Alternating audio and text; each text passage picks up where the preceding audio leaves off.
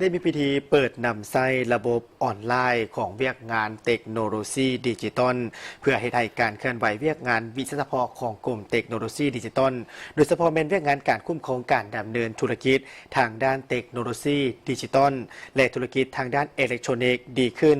โดยจัดขึ้นในวันที่ 6 ตุลาคม 2025 ที่อุทยานดิจิตอลของลาวนครหลวงเวียงจันทร์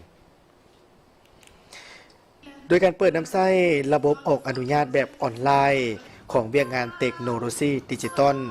โดยการเข้าร่วมของท่านสันติสุขสิมลาวงศ์รองรัฐมนตรีกระทรวงเทคโนโลยีและการสื่อสารโดยวิธานประสิทธิเดชหลวงวิไล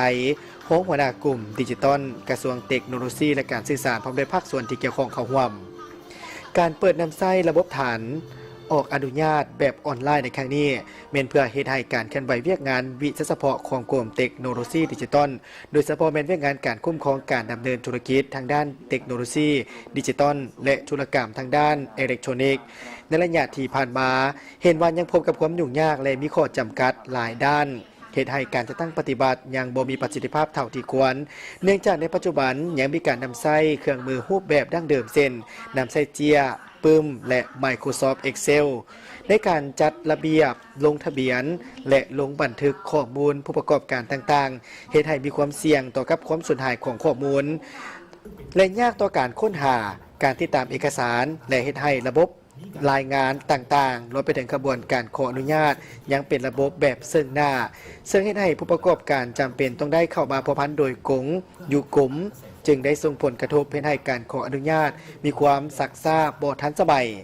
ฉะนั้นเพื่อเป็นการยกระดับเวียกงานการออกใบอนุญาตที่มีความว่องไว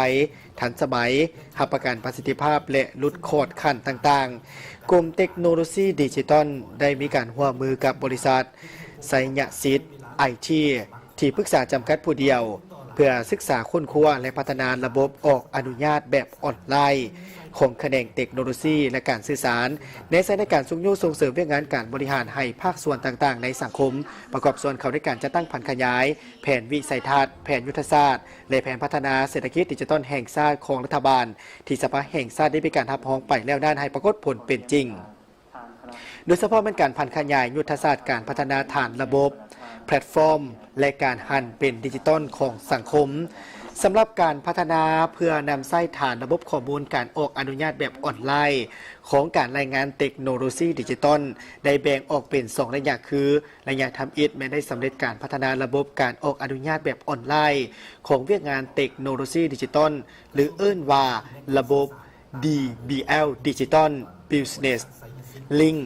ส่วนวาระยะที่2นี้แม้จะได้มีการสืบต่อในการดำเนินการเฮ็ดเวียกร่วมกันอย่างใกล้ชิดลงเลิกกับบรรดากลุ่มองค์การและแผนกการเทคโนโลยีและการสื่อสารทั่วประเทศเพื่อพันขยายการนำใช้ระบบดังกล่าวให้ทั่วถึง